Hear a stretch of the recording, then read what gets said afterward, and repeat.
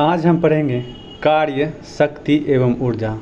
बहुत ही अच्छा टॉपिक है, इससे क्वेश्चन पूछा जाता है हमेशा। कार्य, किसी वस्तु पर लगाए गए बल और बल के दिशा में हुए विस्थापन दोनों के गुणनफल को हम क्या कहते हैं? कार्य कहते हैं। अतः कार्य बराबर क्या होगा? बल गुने बल के दिशा में विस्थापन। तो इसके लिए फॉर्मूला क्या हो जाएगा? कार्य को हम W से सूचित करते हैं। W बराबर FD, जो बल लग रहा है, बल के दिशा में जो विस्थापन हो रहा है, दोनों के गुना कर देंगे तो क्या हो जाएगा? कार्य का मान आ जाएगा। यदि लगाया गया बल तथा बल के दिशा में हुआ विस्थापन दोनों अगर विपरीत दिशा में हो तो दोनों की दिशाएं मध्य थीटा का कोण बनता है। किसी पे हम बल लगा रहे हैं और विस्थापन उसके विपरीत में हो रहा है तो थीटा कोण बनेगा। तो इसके लिए क्या फॉर्मूला हो जाएगा?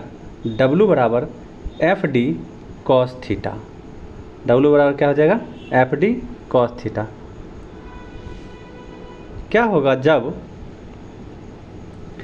बल और विस्थापन दोनों समान दिशा में हो? तो थीटा का मान क्या हो जाएगा? 0, क्योंकि दोनों एक ही दिशा में जा रहा है। तो फॉर्मूला थीटा 0 का मान 1 होता है, इसीलिए FD cos थीटा से W बराबर FD होगा, मतलब कार्य धनात्मक होगा। कब? जब बल के जिस दिशा में बल लगा रहे हैं उसी दिशा में अगर विस्थापन होगा तो क्या हो जाएगा? कार्य धनात्मक होगा। यदि बल तथा विस्थापन दोनों विपरीत दिशा में हो, जिस दिशा में हम बल लगा रहे हैं उसके विपरीत दिशा में अगर हम विस्थापन होता है तो क्या होता है? थीटा का मान 180 डिग्री हो जाता है। जैसे आप उदाहरण से समझिए, आप एक नदी में तैर रहे हैं, आप पीछे की ओर बल लगाते हैं और आप आगे चले जाते हैं। या मान लीजिए आप नाव चला रहे हैं, वो नाव में पानी पीछे में आप धक्का, जैसे ही पीछे धक्का देते हो आप आगे की ओर विस्थापित हो जाते हो। तो वही कह रहा है, यदि बल तथा बल के विपरीत दिशा में हो विस्थापन तो क्या हो जाएगा? थीटा का मान 180 डिग्री होगा। थीटा 180 डिग्री कॉस 180 डिग्री का -1 मान होता है। तो फॉर्मूला से क्या हो जाएगा? W बराबर -FD। ये ऋणात्मक क्या दिखाता है कि अगर हम जिस दिशा में बल लगा रहे हैं उसके विपरीत दिशा में विस्थापन होगा तो कार्य ऋणात्मक होगा। यदि बल तथा विस्थापन दोनों लंबवत हो, बल तथा विस्थापन दोनों अगर लंबवत होगा तो कोण का मान 90 डिग्री हो जाएगा। cos 90 डिग्री का मान 0 होता है, इसीलिए कार्य 0 होगा। तो हमने क्या सीखा? कार्य धनात्मक भी होता है, ऋणात्मक भी होता है और शून्य भी होता है।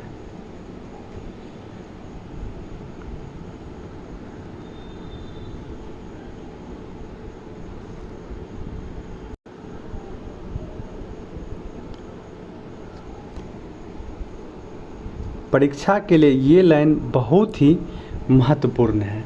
हमेशा अगर इससे कोई क्वेश्चन पूछेगा तो इससे जो प्रश्न पूछता है, क्या कार्य धनात्मक, ऋणात्मक, शून्य तीनों होता है, इसको आप ध्यान में रखेंगे। शक्ति, शक्ति क्या होता है? शक्ति कार्य करने की दर को शक्ति कहते हैं। जिस दर से कार्य किया जाता है उसी को शक्ति कहते हैं। इसे P द्वारा सूचित किया जाता है। इसे किसके द्वारा सूचित किया जाता है? P से सूचित किया जाता है। अर्थात P बराबर क्या हो जाएगा? W/T। P बराबर क्या होगा? W/T। चूँकि परिभाषा में बोला गया है कि जो कार्य करने की दर होगा, मतलब कोई कार्य कितना समय में किया जा रहा है वही शक्ति कहलाएगा। जो समय अधिक लेगा उसका शक्ति कम, जो कम समय में अधिक करेगा उसका शक्ति ज़्यादा होगा।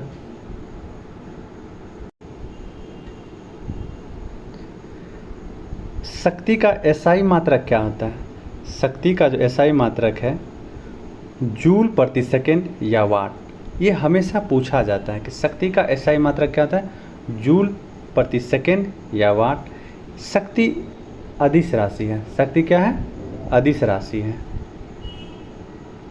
शक्ति के कुछ अन्य मात्रक भी हैं, जैसे वाट, किलोवाट, मेगावाट, अश्व शक्ति। ये हमेशा पूछा जाता है एक अश्व शक्ति बराबर कितना वाट होता है। एक अश्व शक्ति बराबर 746 वाट होता है। एक अश्व शक्ति बराबर कितना होता है, 746 वाट होता है। ये आप ध्यान में रखेंगे। ऊर्जा, ऊर्जा क्या होता है, किसी वस्तु में जिस कारण से कार्य करने की क्षमता होती है वही ऊर्जा कहलाता है। फिर से इसको ध्यान देंगे कि जिस कारण से कार्य करने की क्षमता होती है उसी को क्या कहते हैं, ऊर्जा कहते हैं। इसका एसआई मात्रक जूल होता है। हमेशा क्वेश्चन पूछा जाता है कि इसका सीजीएस मात्रक और एसआई मात्रक। तो सीजीएस में क्या कहते हैं, अर्ग। सीजीएस मात्रक क्या है, अर्ग, जबकि एसआई मात्रक क्या है, जूल। ऊर्जा अदिश राशि है, ध्यान में रखेंगे। ऊर्जा क्या है, अदिश राशि है।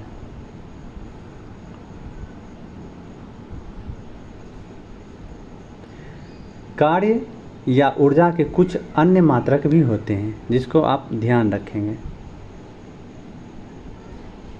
जैसे 1 वाट सेकेंड बराबर क्या होता है, 1 जूल होता है। हमेशा पूछा जाता है कि 1 किलोवाट घंटा बराबर कितना होता है, 3.6 गुने 10 के पावर 6 जूल। ये हमेशा पूछा जाता है, इसको आप ध्यान में रखेंगे। यांत्रिक ऊर्जा, यांत्रिक ऊर्जा, यांत्रिक कार्य द्वारा प्राप्त ऊर्जा को यांत्रिक ऊर्जा कहते हैं। यांत्रिक ऊर्जा 2 प्रकार के होते हैं। पहला गतिज ऊर्जा, जबकि दूसरा स्थितिज ऊर्जा। तो यांत्रिक ऊर्जा कितने प्रकार के होते हैं, 2 प्रकार के। कौन कौन, गतिज ऊर्जा और स्थितिज ऊर्जा। यांत्रिक ऊर्जा किसी वस्तु की गति अथवा स्थिति से संबंधित होता है। यांत्रिक ऊर्जा क्या होता है, गति से और स्थिति से संबंधित होता है। अर्थात गतिज ऊर्जा एवं स्थितिज ऊर्जा दोनों को हम जोड़ देंगे, उनके योग को यांत्रिक ऊर्जा कहते हैं। क्या कहते हैं, गतिज ऊर्जा और स्थितिज ऊर्जा के योग को हम क्या कहते हैं, यांत्रिक ऊर्जा कहते हैं। तो आप फॉर्मूला को भी ध्यान में रखेंगे। यांत्रिक ऊर्जा बराबर क्या होता है, गतिज ऊर्जा प्लस स्थितिज ऊर्जा। गतिज ऊर्जा, यदि किसी वस्तु में उसकी गति के कारण कार्य करने की क्षमता होती है तो वह गतिज ऊर्जा कहलाता है। क्या होता है, किसी वस्तु में गति के कारण कार्य करने की उसमें क्षमता हो जाती है, जिसको क्या कहिएगा, गतिज ऊर्जा कहिएगा। ध्यान रखिए, गतिज ऊर्जा का जो फॉर्मूला होता है ½ mv², जहाँ m क्या है, द्रव्यमान है, v क्या है, किसी वस्तु जो वस्तु है उसके वेग है। तो गतिज ऊर्जा क्या हो जाएगा, ½ mv²। अतः एक गतिशील वस्तु की गतिज ऊर्जा वस्तु के द्रव्यमान और वेग दोनों पर निर्भर करता है। हमेशा क्वेश्चन पूछा जाता है, गतिज ऊर्जा किस पे निर्भर करता है, किसी वस्तु का द्रव्यमान कितना वजन का है और किस वेग से है, दोनों के गुणनफल को ही हम क्या कहते हैं, गतिज ऊर्जा कहते हैं। जैसे आप उदाहरण से समझने की कोशिश करेंगे, कोई नदी बहुत तेज़ी से बह रही है तो उसमें भी क्या है, उसके नदी के बहाव के कारण जो गति है, उस गति के कारण जो ऊर्जा मिल रहा है उसको कहते हैं गतिज ऊर्जा। जैसे किसी पत्थर को आप छत से नीचे गिराते हैं तो गिरता हुआ पत्थर में भी उसके गति के कारण ऊर्जा हो जाता है, जिसको क्या कहते हैं, गतिज ऊर्जा। घूमते हुए पहिया, कोई पहिया तेज़ी तेज़ी घूम रहा है तो उसमें भी उसके गति के कारण ऊर्जा आता है, तो उसी को क्या कहते हैं आप, गतिज ऊर्जा कहते हैं।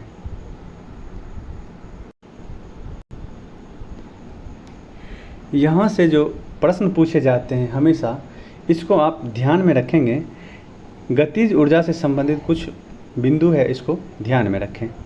यदि द्रव्यमान को दोगुना कर देंगे, हमेशा क्वेश्चन पूछा जाता है, आपने सेट में भी देखा होगा, क्या है कि द्रव्यमान को जब दोगुना कर देंगे तो गतिज ऊर्जा पे क्या असर पड़ेगा, तो गतिज ऊर्जा भी दोगुना हो जाएगा, क्योंकि आपने फार्मूला से जाना है कि हाफ mv², मतलब गतिज ऊर्जा जो m है, द्रव्यमान है, उसके समानुपाती होती है। अगर द्रव्यमान जितना ज़्यादा होगा तो कंपेयर अगर कम द्रव्यमान वाले से करते हैं तो उसका गतिज ऊर्जा भी ज़्यादा वाले का ज़्यादा होगा।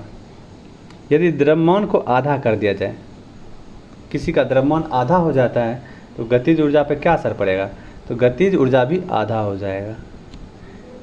वेग, यदि वेग को दोगुना कर दिया जाए तो गतिज ऊर्जा पे क्या असर पड़ेगा, क्वेश्चन पूछा जाता है। चूँकि हाफ mv² होता है तो v², v को दोगुना कर दे रहे हैं तो स्क्वायर करेंगे तो 4 गुना हो जाएगा।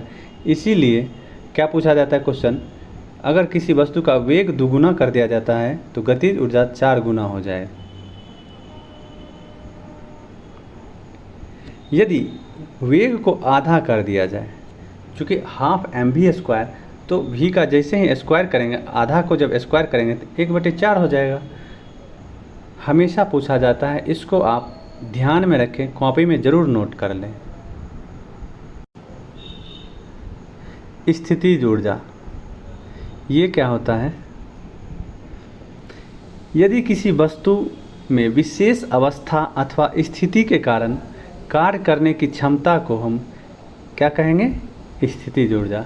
किसी विशेष स्थिति के कारण उसमें कार्य करने की जो क्षमता हो जाती है किसी विशेष अवस्था में, उसको क्या कहते हैं, स्थितिज ऊर्जा कहते हैं। अब देखिए, स्थितिज ऊर्जा बराबर क्या होता है, mgh। वस्तु के स्थितिज ऊर्जा को u से सूचित करते हैं। u बराबर क्या होता है, mgh, जहाँ m वस्तु का द्रव्यमान है। एक वस्तु पृथ्वी के तल से अगर h ऊंचाई पर है तो उसका h ऊंचाई है। जब वस्तु को क्या कहते हैं,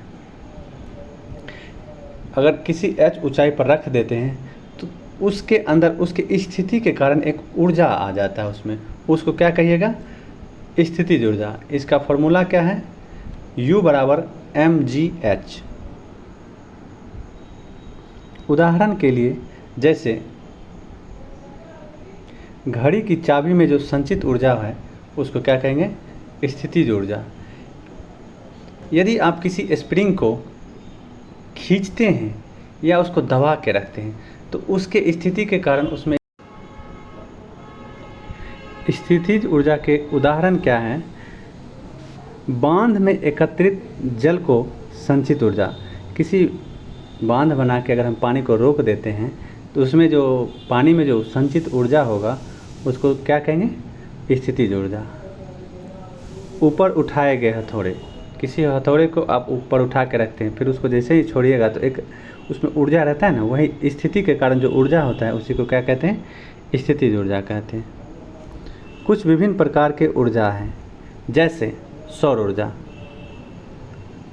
हमारे सौरमंडल में ऊर्जा का सबसे बड़ा स्रोत क्या है, सूर्य। ऊष्मीय ऊर्जा, दूसरा क्या है, ऊष्मीय ऊर्जा। किसी वस्तु के ताप के कारण जो गर्मी या ऊष्मा उत्पन्न होता है उसी को कहते हैं ऊष्मीय ऊर्जा। नाभिकीय ऊर्जा, परमाणु के नाभिक विखंडन अथवा संलयन। किसी परमाणु के नाभिक में विखंडन होता है या संलयन होता है, उसी को क्या कहते हैं, उससे जो ऊर्जा प्राप्त हो जाता है उस ऊर्जा को नाभिकीय ऊर्जा कहते हैं। रासायनिक ऊर्जा, रासायनिक ऊर्जा क्या होता है, विभिन्न पदार्थ तथा तत्व के अभिक्रिया से प्राप्त ऊर्जा को रासायनिक ऊर्जा कहते हैं।